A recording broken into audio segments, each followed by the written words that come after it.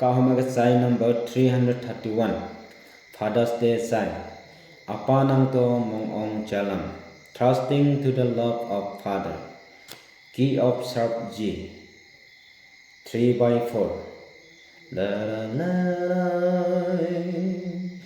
Apanang akom ham kampu long nu yao nang mong can awang pu man tai nang tu te yao ang pu kha man tai apa nang tu mong ong cha lam mai an tong ku e chan ma giang na kha toa zo shun cha pi la pa yan kho sam pong ma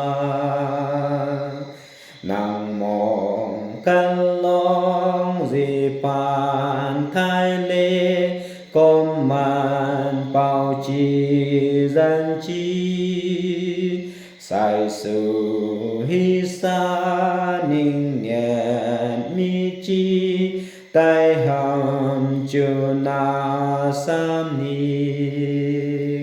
apa nang tu mong ong cha lam mai an tong ku e chan ma giang na kha toa zo shun cha pi la pa yan kho sam pong ma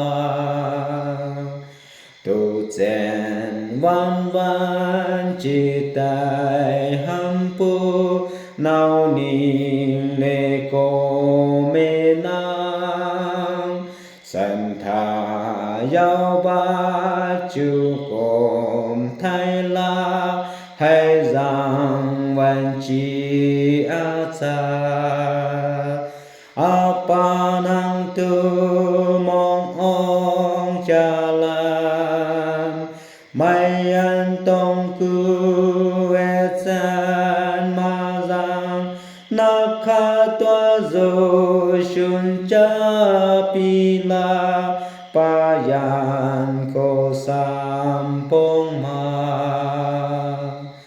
apa nang nang di phiak mai lang pa yao yao kom tu ang ya o sa ning le a pa nang san lo hai ko tho le apa nang tu mong ong cha lam mai an tong ku e chan ma giang na kha toa zo shun cha pi la pa yan kho sam pong ma.